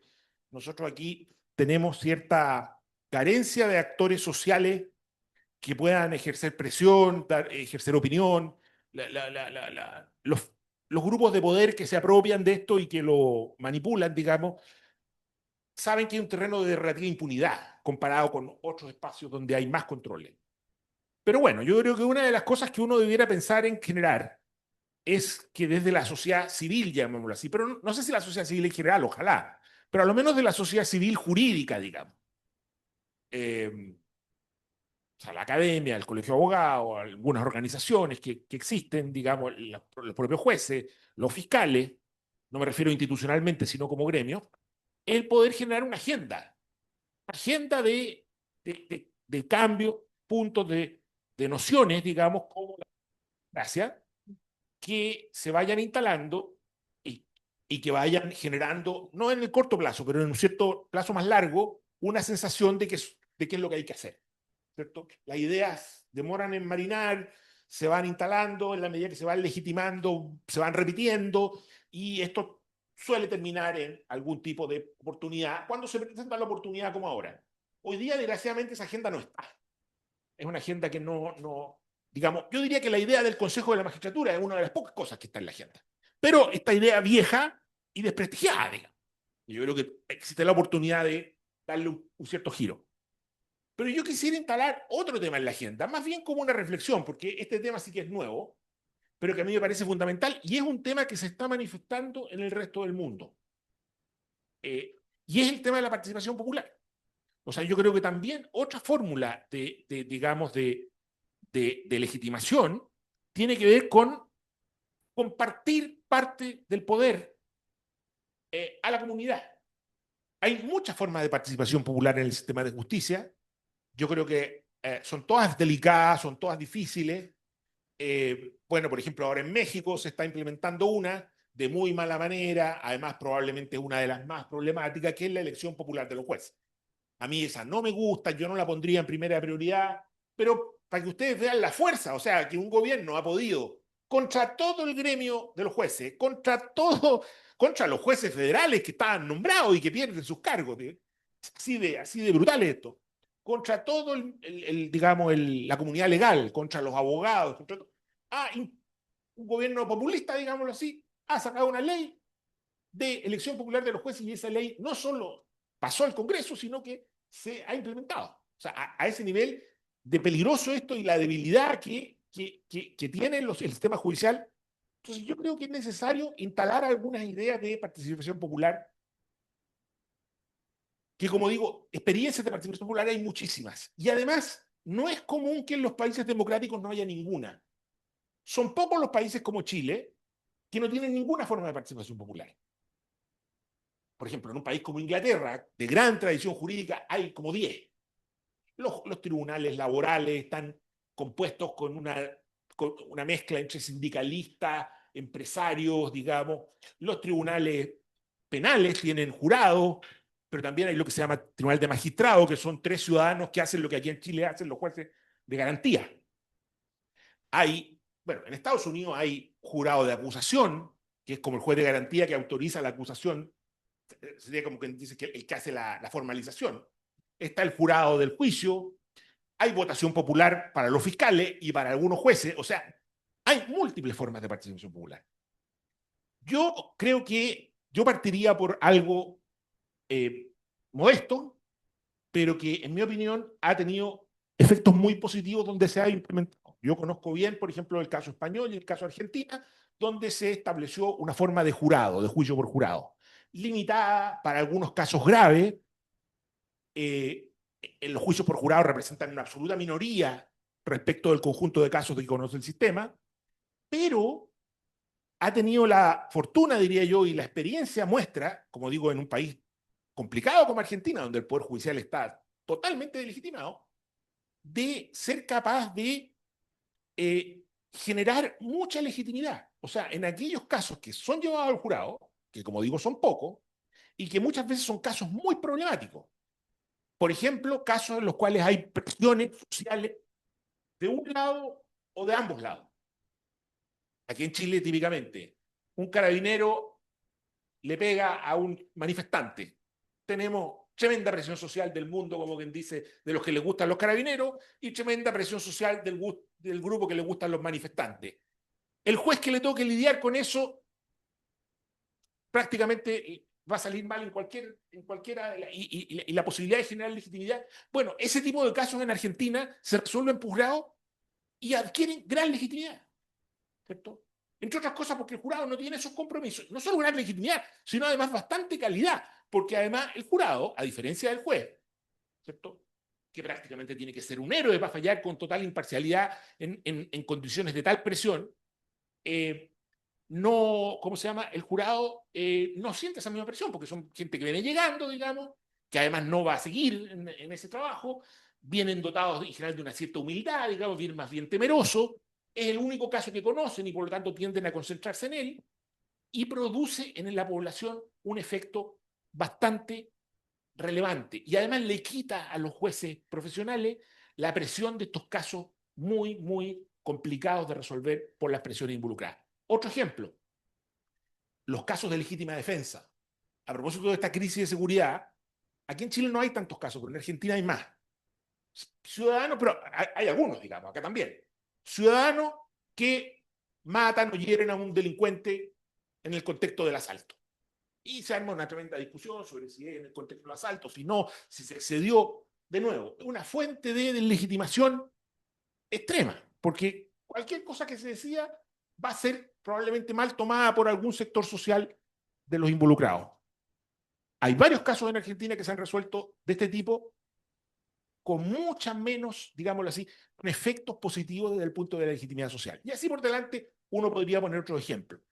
En general yo diría que a lo menos como un primer paso para pensar en abrir un poco el juego, para pensar en hacer ingresar a la comunidad a este mundo tan particular, tan distinto, tan difícil de entender, y para, digámoslo así, generar mayor legitimidad en algunos casos complicados, a mí me parece que sería una buena idea instalar la noción de alguna forma de participación popular, sobre todo en el tribunal oral, como quien dice penal, ¿cierto?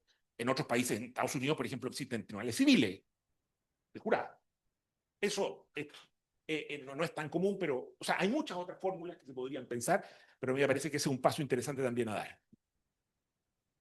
Sí, muy breve. Yo creo que hay un asunto básico que voy a profundizar un poco, que lo dije, que tiene que ver con la transparencia, ¿no? Pero tiene que ver con cómo el Poder Judicial también se iguala a los otros poderes del Estado de Chile. Si lo sorprendente de los casos que hemos conocido ahora es que si un ministro de cualquier gobierno se fuera de viaje con un proveedor de su ministerio, sería un escándalo absoluto y ese ministro, por supuesto, que renuncia al siguiente día, ¿no?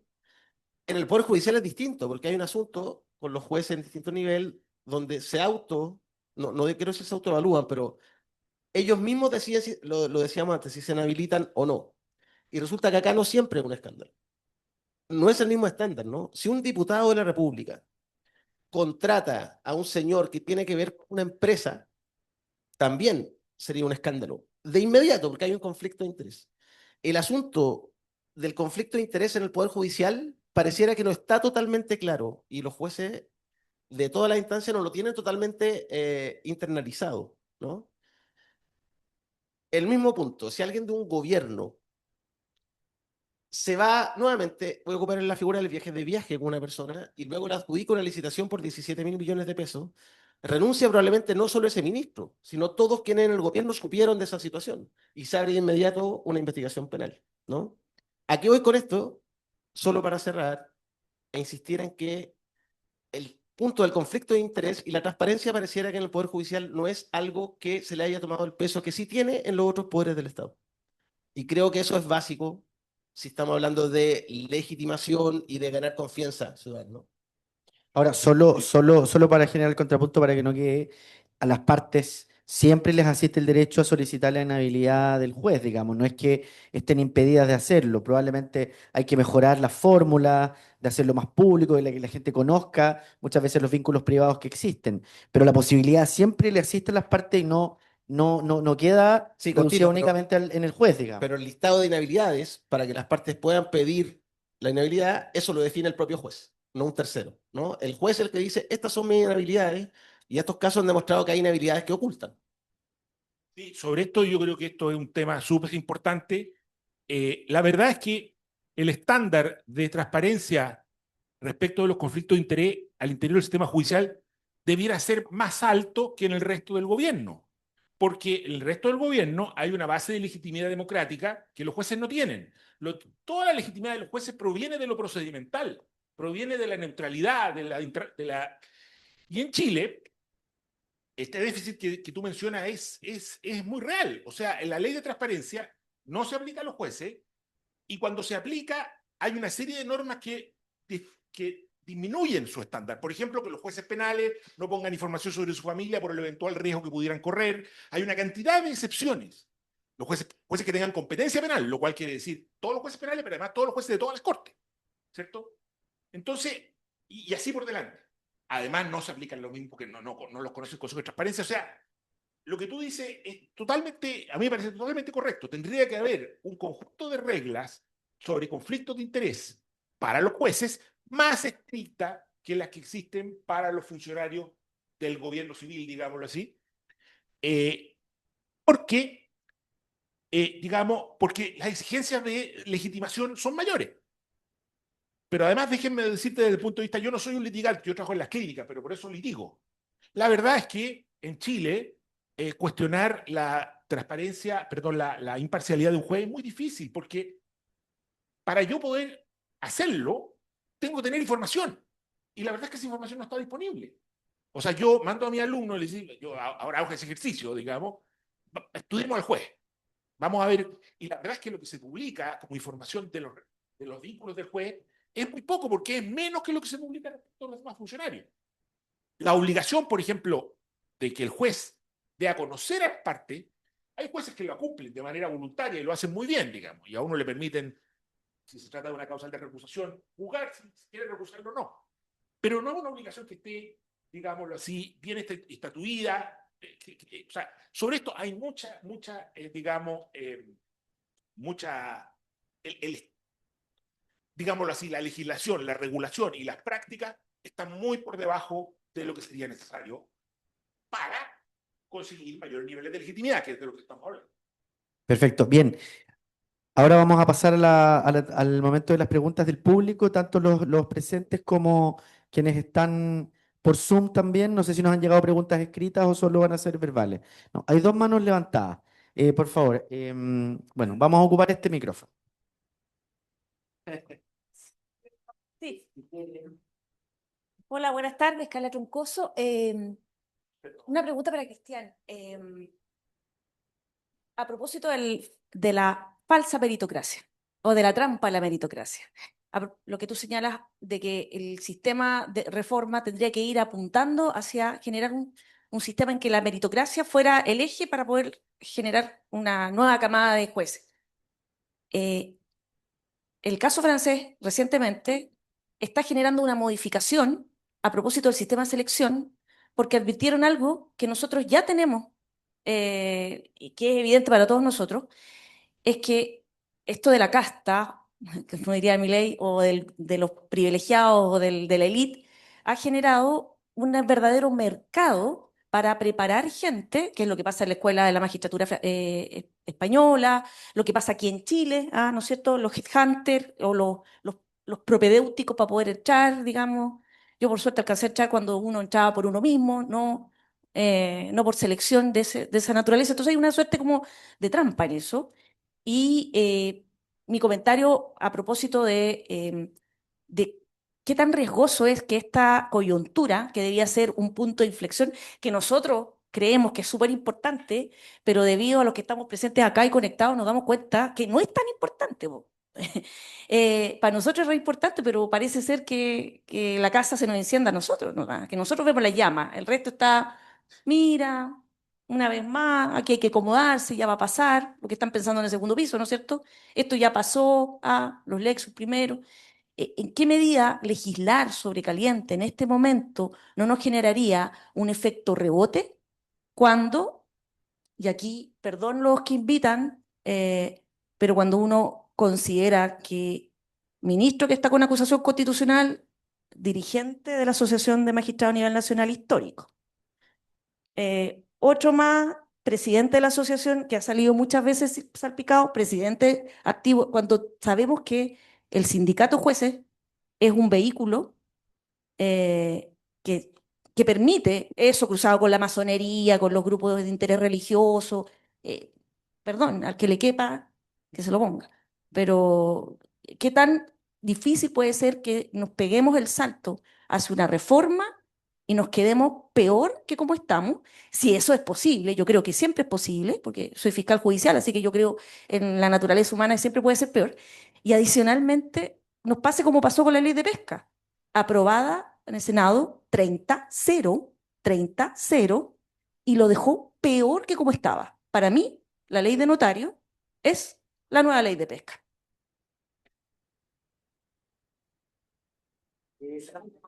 Carla, disculpa, ¿era para los dos, para el personal? Ah, para todos, ya. Solo digo que tenía toda la crítica de la Asociación de Magistrados, por eso quiero debatir. No, yo estoy totalmente de acuerdo. Creo que el riesgo de que esto sea para peor es muy claro. ¿Dónde estaría lo peor? Yo creo que lo peor estaría en que a lo menos el sistema actual está deslegitimado entre la mayoría de los jueces, porque la mayoría de los jueces no participa de la movida, como quien dice. Hoy día la corrupción, digámoslo así, está en los tribunales superiores, porque ellos son los que participan de las negociaciones, de los tráficos, ¿cierto? Los que tienen el poder. El problema sería qué pasa si nombramos un consejo de la magistratura con participación de los jueces, digamos, votación universal, que los jueces se agrupan y nombran sus representantes. ¿Qué es lo que ha pasado en Europa y en Argentina? Es que hoy día eso es imposible de remover porque ya es patrimonio del conjunto del jueces. Y ellos lo defienden a muerte, por supuesto, por lo menos los que participan, porque, por ejemplo, en España lo que hay es una gran... Solo la mitad de los jueces en España pertenece a las asociaciones. La otra mitad de los jueces son personas que asumen que ellos nunca van a ascender, no les interesa ascender, consideran que todo eso es una corruptela y se mantienen al margen. Digamos, en ese sentido no está tan legitimado, pero una buena mitad de los jueces defiende a muerte este nuevo sistema. Entonces yo creo que ese es el riesgo, de que nos quedáramos con un sistema que siga funcionando sobre la base del tráfico de influencia, pero ahora, como quien dice, patrimonializado por el conjunto de los jueces. Y eso sería atroz, que es un poco lo que ha sido la experiencia de los consejos que han habido hasta ahora.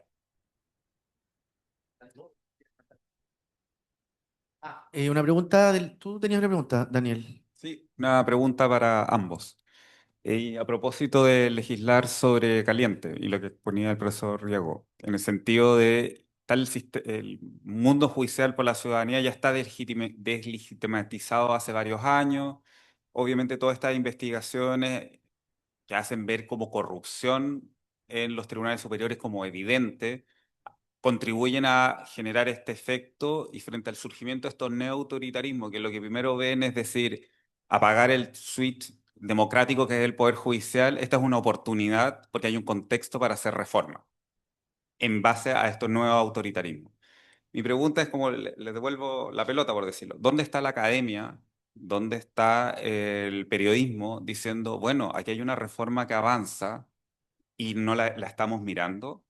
¿Cumplirá el estándar que estamos exigiendo? Porque nosotros estamos discutiendo entre 15, 20 personas, lo que decíamos, somos poquitos, pero tampoco yo veo en los medios de prensa diciendo aquí hay una reforma judicial que puede cambiar todo el sistema de justicia en Chile y no hay una crítica del periodismo, a ver qué opinan los académicos, qué está opinando la Asociación de Jueces, qué visiones hay. Entonces, en qué forma la academia se hace también responsable y también el periodismo de decir, bueno, nosotros denunciamos, criticamos, pero también tenemos que preocuparnos de que esto, que lo que va a salir, salga bien y no sea peor el remedio frente a este riesgo de nuestro nuevo autoritarismo. Esa es mi pregunta. Nicolás. Toda la razón en el punto. Y ahí me gustaría decir que toda esta discusión también se da en un contexto de crisis en todo ámbito. La crisis en el periodismo, porque lo que tú planteas es un periodismo que debiera hacerlo, ¿no? Y hacer un seguimiento de ese proyecto de ley. Ese proyecto de ley igual hoy día no tiene urgencia. Yo creo que por eso tampoco no hemos visto esas notas, esas informaciones, ¿no? Está un poco en el Congreso, pero no está hace meses ahí, no va a haber un avance inminente, sobre todo ahora con el cambio de gobierno. Pero además hay una crisis del periodismo que también es bien brutal. También estamos en crisis, los periodistas, en Reportero, yo soy un periodista, en los diarios el Mercurio y la Tercera, los equipos judiciales que ven los asuntos de tribunales no son uno o dos periodistas también. En televisión prácticamente no hay periodista judicial, ¿no? Se reparte entre política y judicial. Entonces, es un momento de crisis también donde se alcanza a hacer poco y donde acá no lo vamos a poder conversar, pero donde también hay mucha corrupción y nadie habla de la corrupción en el periodismo, ¿no? Con el mismo caso Hermosilla, conocimos algunos episodios de periodistas que trabajaban en medios de comunicación, que asesoraban a ministros de la Corte Suprema, que asesoraban al mismo tiempo a empresas que litigaban ante la Corte Suprema y además asesoraban a los abogados litigantes de esos mismos casos. Es decir, estaban en todos los lados alrededor de la mesa, ¿no? Periodistas, de eso no se habla mucho, pero tiene que ver con la crisis también, ¿no? Eso que me gustaría decir. No, la pregunta yo la encuentro muy relevante con la academia. Yo te diría, la respuesta es clara. Yo dividiría la academia en dos. Una parte de la academia ejerce. Y no van a salir a criticar nada ni a opinar de nada porque, digamos, ejerce y no quiere, digamos, perder oportunidades de ejercicio profesional. Yo ejerzo para las clínicas. A lo mejor estoy siendo irresponsable con mis clientes, como no me pagan, digamos. Yo puedo a lo mejor ponerlos en riesgo frente a los jueces que no les guste lo que yo diga y a lo mejor debiera ser más leal y quedarme callado. Bueno, ya no lo hice. La otra mitad de la academia, diría yo, es víctima, no sé si víctima, sino que está sujeta a un régimen. Yo me salí de esa parte de la academia, por eso estoy en la clínica. Yo dejé de ser un profesor investigador, digamos. Soy un profesor de clínica ahora. Por eso puedo hablar todas estas cosas. Y puedo escribir sobre estas cosas en los diarios, digamos. Mis colegas, que no ejercen, que se dedican a la academia, tienen que publicar unos papers que están diseñados que están copiados, digamos, del mundo de las ciencias naturales. Y que básicamente hacen imposible dar ninguna opinión sobre nada, digamos, poder tomar una posición fuerte sobre algunos de estos temas, y están muy presionados para ganar proyectos Fondesit y publicar ese tipo de paper que no admiten ninguna de estas discusiones.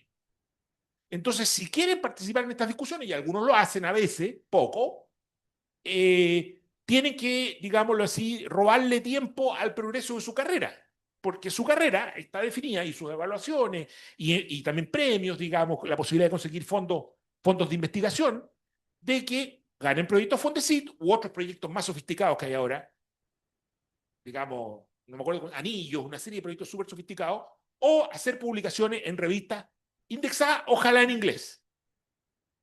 O sea, tampoco les interesa para nada el público chileno, digamos, porque están pensando en publicar en una revista norteamericana o inglesa. Esa es la situación de la academia. Por eso es que ves muy poco académico opinar sobre esto. Incluso los que opinan, porque hay algunos que opinan de repente, pero la mayor parte de su tiempo la dedican a estas otras cosas. Bien, como última pregunta, para el profesor... ya, pero tengo una pregunta entonces la penúltima.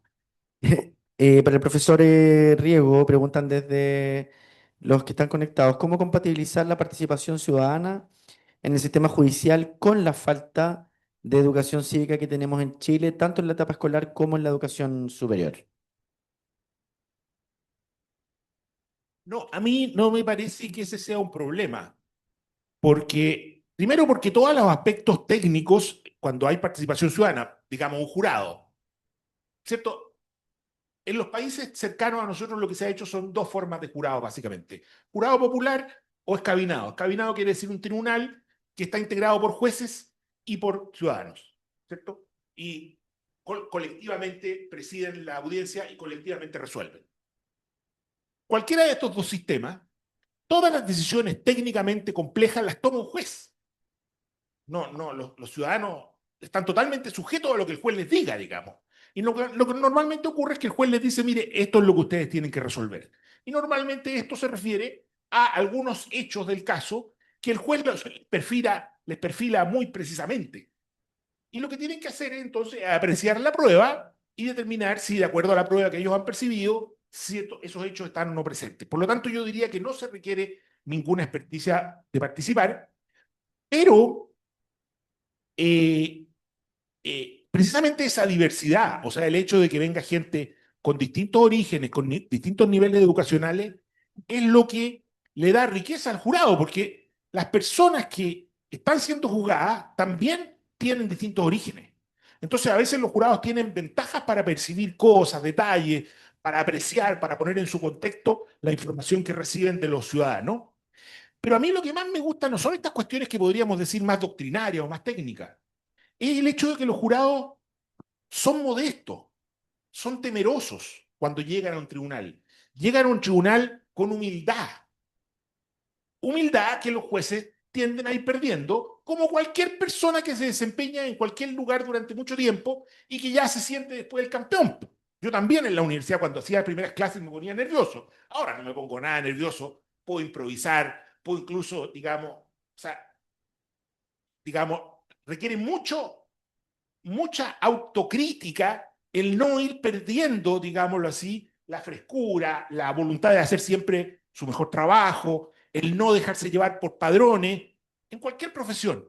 Y yo creo que entre los jueces eso también ocurre. Y el jurado, de algún modo, obliga a los jueces a actuar como si ese caso fuera el único caso, fuera el primero. Porque los jurados se impresionan con lo que ven porque es la primera vez que lo ven. Obviamente que si los dejáramos ahí un tiempo largo, después también empezarían a actuar de una manera mucho más relajada. Yo he visto esto concretamente y me parece que es algo modesto, es algo pequeño. No estoy pensando yo que sea algo que se generalice, ni que, sino que en algunos pocos casos, y me parece que los resultados, yo creo que la experiencia argentina, por ejemplo, es muy clara en ese sentido, son bien positivos para estos efectos, para efectos de mejorar la legitimidad del sistema judicial frente a la población. Buenas tardes, profesor. Esto es una pregunta para los dos, pero en el orden que conteste si puede. El profesor Riego primero y luego don Nicolás. En relación al mérito, me gustaría saber en su opinión cuáles son los elementos del mérito que deberían estar presentes precisamente en un candidato a magistrado de los tribunales. En su opinión, porque el mérito es muy amplio como concepto, en mi opinión. Y a Nicolás Sepúlveda, si comparte o quizás no, que el mérito sea un elemento para la selección o la elección de jueces. Sí, la verdad es que yo creo que eso es bien opinable y creo que habría que tener una discusión en que participaran distintas personas, digamos, y se fueran, porque hay preferencias razonables que pueden existir, digamos, de cuáles son cómo podemos definir qué es un buen juez o cuál es el juez que queremos. Probablemente hay que llegar a ciertos compromisos, pero a mí me parece que digamos, hay una serie de virtudes que son más o menos obvias que debieran estar presentes en los jueces, como el conocimiento, una cierta vocación por el estudio, ¿cierto? Una cierta disposición a tratar con personas, ¿cierto? Que a los jueces les interesen los dramas personales. Yo conozco a algunos jueces que no les interesan los dramas personales y 20 años después, la verdad es que detestan a todas las personas que comparecen ante su tribunal bueno, y eso no va a tener buenos resultados. Eso se puede medir, se puede evaluar.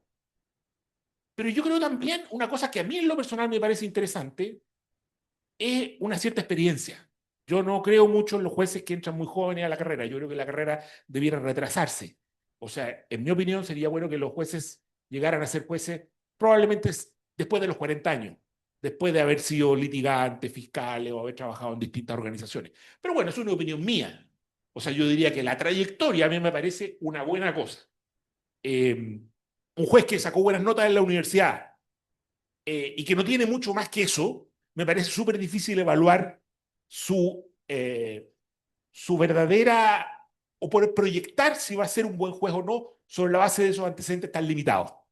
Creo que como dice, la vocación de servicio público, hay una serie de cosas y hay que ir, digamos, el mundo de las empresas y el mundo incluso de la propia función pública tiene métodos para poder diseñar perfiles y evaluarlos. Yo no soy un experto en el tema, pero creo que se puede recurrir a ayuda profesional, digamos, y eso se puede hacer razonablemente. Nosotros nunca lo hemos intentado, digamos, o los intentos que se han hecho han sido muy tímidos y la verdad es que los que designan no los toman mucho en cuenta. La Corte ha hecho algunas veces algunos esfuerzos por establecer puntaje, pero la verdad es que todos sabemos que eso no es lo determinante. Sí, no, yo solo plantear, no soy para nada un experto en sistema, yo investigo periodísticamente casos, me ha tocado mirar en detalle muchos concursos para distintos cargos actualmente, y ciertamente en muchos de ellos la meritocracia no es para nada un factor, ¿no? Vemos cómo nombran a conservadores de bienes raíces, por ejemplo, que están en los rankings duodécimo, y como muchas camarillas que operan dentro del Poder Judicial se ponen de acuerdo muchas veces para copar las ternas, ¿no? Ni siquiera es que tengan un candidato, muchas veces muchas ternas tienen los tres candidatos, ¿no? Siempre van a ganar. Solo eso quería decir, que actualmente la meritocracia en muchos casos que yo he visto no es para nada un factor. Me tocó ver un concurso para conservador de una región donde se filtraban las pruebas además, ¿no? Era como en el colegio y muchas veces vemos como eso tampoco tiene ningún tipo de consecuencia. Bueno, yo para no abusar del tiempo de nuestros expositores nos comprometimos más o menos un tiempo acotado. Hay dos preguntas, no sé si posible, digamos. Por allá había alguien que había levantado la mano, ¿no? Y la otra la Dani. Entonces la Dani. Entonces una pregunta. Ya. Te van a pasar el micrófono ahora. Pasa el micrófono. Hola, Ah, profesor, ¿cuál es una la pregunta para pregunta? usted. Cuando, cuando uno escucha las propuestas para modificar nuestro sistema, yo creo que hay como de repente una confusión en el ingreso al a la academia y luego en el ascenso, porque en el ascenso básicamente estamos todos un poco parejos. Se tiene que pensar que en general las propuestas son en los mismos grados, entonces tendría que hacerse como una evaluación ahí internamente. Y eso involucraría un proceso distinto al que usted plantea, que es más para el ingreso a la academia, como por ejemplo la experiencia, las evaluaciones que se hacen. En el proceso, cuando uno ya es titular, porque los problemas que se han generado en el Poder Judicial han sido en el ascenso, no en el ingreso, ¿cierto? Entonces, yo haría como una distinción un poco en eso. Yo creo que en el ascenso es el problema. Y mi duda es que cuando parte todo esto y se plantean como fórmulas para mejorar un sistema, a mí particularmente me sorprende que todo se centre más en el proceso de selección mismo, en el nombramiento, que en otras medidas que podrían, y otras políticas y otra normativa que haría que el ascenso por per se no fuera tan atractivo y tan interesante de coimear. No sé cómo, si me explico bien, en el sentido de si nosotros ascendemos, por ejemplo, un juez en Pucón, voy a poner el ejemplo del juez de Pucón que lleva 1000 años como juez de Pucón de garantía, creo, no estoy segura, creo que es mixto el de Pucón. Él es feliz en Pucón. O sea, a él la verdad es que el ascenso no le interesa, salvo por una cuestión de grado, que básicamente es lo que va determinando el sueldo en nuestra carrera judicial. Si ese juez adquiriera eventualmente los grados en la medida que pasara el tiempo y no necesariamente por ascender a cargos que no le interesan, porque también la gestión de nosotros también tiene que ver con el gusto e interés que tenemos por la materia. La justicia especializada básicamente tampoco es algo que hemos proyectado en el tiempo, que haría que también quienes desempeñamos labores en ciertas áreas lo hagamos con mayor expertise y mayor conocimiento, como el ascenso es lo importante. En la Corte Suprema no tenemos jueces especializados, tenemos incluso ministros a los que todos respetamos mucho, pero que no han sido jueces básicamente solo un año. Entonces, mi pregunta es, además, y otra cosa, soy latera, así que voy a cortarme muy poco, o sea, voy a cortarme lo máximo que pueda. La perpetuidad siempre genera impunidad y básicamente la circunstancia de que haya ministros, porque finalmente esto se ha producido en los tribunales superiores más que en los tribunales de instancia. Si hay ministros que están 20 años, evidentemente que eso genera un poder y una sensación de impunidad que es mucho mayor. Entonces, de repente, mecanismos como la rotación en los cargos, que alguien sea ministro del Corte de Apelaciones, que no pierda su grado, que no pierda su remuneración, porque hay una protección además ahí constitucional, pero que finalmente vaya rotando para que no se genere esta sensación de impunidad. Las inhabilidades que usted habla, Nicolás, que efectivamente va a llegar un momento de un absurdo en uno que va a tener que inhabilitarse porque estuvo en un cumpleaños sentado al lado de alguien, porque si a alguien se le ocurrió sacarse una foto, la va a publicar y va a decir, oye, son súper amigos y falló. Y puede ser que yo ni siquiera haya conversado con esa persona. Nosotros somos abogados, estudiamos en la universidad igual que ustedes, con sus compañeros. Finalmente, hasta dónde llegue. Por eso la inhabilidad básicamente es con la parte y no con el abogado. Lo que pasa es que hoy en día hemos visto que el problema se ha generado con los abogados y no con la parte. Es muy difícil que una parte llegue a ofrecerle dinero a un ministro o a un juez. Es mucho más probable que lo haga un abogado que además tiene redes de contacto cercanas. Entonces, yo no he escuchado, he extrañado que se planteen reformas desde esa perspectiva, no solo el proceso de selección, si básicamente mientras sea un órgano colegiado, sean los jueces, sea el Senado, sea el presidente, siempre va a ser discrecional. Las personas cuando deciden, eligen a uno por A, B o C. Entonces, las perspectivas de hacerlo desde otra, desde otro lado, no las, como que las he extrañado en este debate. Así que les pregunto a ustedes. Yo en general estoy de acuerdo. Creo que, a ver, ¿por qué nos centramos en las designaciones? Bueno, porque la crisis se ha manifestado predominantemente allí y porque pareciera ser lo que es lo más posible de ser reformado próximamente. Lo que no estoy de acuerdo es con la idea de la promoción. Yo creo que todos los cargos judiciales son cargos titulares en una función central en la República y son autónomos. No creo en la idea de una carrera. De hecho, los autores clásicos, digamos, decían que la carrera judicial en sí misma, la sola idea de una carrera judicial, es un problema para la independencia, ¿cierto? Porque si yo estoy en una carrera y tengo la perspectiva de ascender, entonces voy a tener menos independencia frente a aquellos quienes puedan, digamos, determinar la posibilidad de ascenso. Yo postulo un cargo judicial, ese cargo es una expresión del poder jurisdiccional de la República y ese cargo, como que dice, se agota en sí mismo. Si yo quiero luego postular a otro cargo, que puede ser en otro lugar del país, en otra especialidad o en un tribunal, entre comillas, superior, que no tendría por qué serlo tampoco, es otra función, una función revisora. En muchos países la función revisora no es cumplida por jueces superiores, ni que ganan más ni más antiguos. En Alemania, por ejemplo, un juez puede estar en la Corte Suprema, un juez recién egresado de la academia.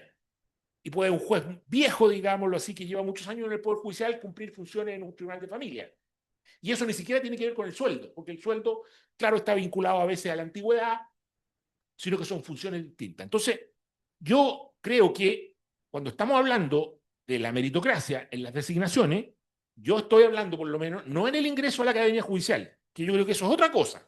La Academia Judicial es un ente habilitante y me parece que está muy bien que el ingreso a ella sea por mérito, sino que estoy hablando de cuando se va a designar a un juez en un cargo, como juez de garantía, juez de familia, ministro de Corte de Apelaciones. En esos casos, yo no entiendo eso como un ascenso, sino como la postulación judicial, como digo, que tiene un valor en sí mismo y que es autónomo, digamos. Ese acto, en mi opinión, por lo menos hasta la Corte de Apelaciones, la Corte Suprema creo que puede ser más discutible, debiera ser una designación, en mi opinión, estrictamente meritocrática. Y no creo que sea imposible hacer así. O sea, no siempre va a haber arbitrariedad. Hay concursos estructurados y altamente estructurados, profundamente estructurados, ¿cierto? Claro, entre más complejos son, mientras más cosas tengo que evaluar, pero una fórmula para evitar, ¿cierto? O para... hay veces que, claro, si yo tengo que pasar un test psicológico, evidentemente que cuando el psicólogo me evalúa hay un cierto grado de discrecionalidad. Pero bueno, yo puedo conseguir que ese psicólogo no tenga ninguna relación con la persona a ser evaluada, ¿cierto? Y que incluso entregue un documento estructurado sobre la base de las distintas calificaciones que le otorgó para las características que se le pidieron que evaluara. O sea, sobre hacer concursos lo más objetivos posible, lo más ciegos posible, lo menos arbitrarios posible, es perfectamente posible. No en un 100%, probablemente no, pero respecto de los niveles de arbitrariedad que tenemos hoy, que en realidad es un puro acto de poder del que está arriba, digamos, y puede designar al más tonto, al más desprestigiado, al más sospechoso de corrupción, sin ningún problema, sin que nadie siquiera lo mire feo, digamos. Incluso puede comprometerse a designarlo por anticipado, ¿cierto? Yo tengo amigos que dicen, fui a ver al juez tanto, y el juez me dijo que no, que ya estaba comprometido. ¿Cómo puede estar comprometido si no ha visto los candidatos? Digamos, ya seleccionó un candidato antes de ver las opciones. Y además lo dice, como si fuera si esto, como dices tú, si esto fuera en un ministerio, entonces si yo estoy postulando a hacer una obra en el Ministerio de Salud, una obra de remodelación, y el funcionario me dijera, no, es que ya estoy comprometido, yo podría ir a denunciarlo. En el Poder Judicial no. Digamos, eso se considera algo perfectamente posible, digamos, aceptable. O sea, yo creo que tenemos mucho donde avanzar. Hay cosas que, es cierto que a lo mejor no vamos a llegar a una meritocracia perfecta, impecable, pero podemos avanzar muchísimo respecto de lo que tenemos hoy. Y bueno, muchas cosas con las que usted dice estoy de acuerdo, digamos. Pero bueno, creo que lo he dicho. Sí, profe, solo decirle una cosa para aclararlo, lo que yo decía en el ascenso es que ese juez que está postulando ya es juez en un cargo titular. Entonces, básicamente, esta nueva evaluación no lo hace no pertenecer al sistema, sigue ocupando un cargo incluso no apto. No sé si me explico lo que quiero decir. En el proceso de selección de ascenso, que básicamente es donde se generan los conflictos, porque todos ingresamos en una categoría, después vamos ingresando, pero todos son jueces, ya. No sé si me explico lo que quiero decir. Sí, lo que pasa es que yo creo que también debiera competir con gente que no sea juez, eventualmente, que cumpla con algunos requisitos. O sea, pero bueno, esto es algo más.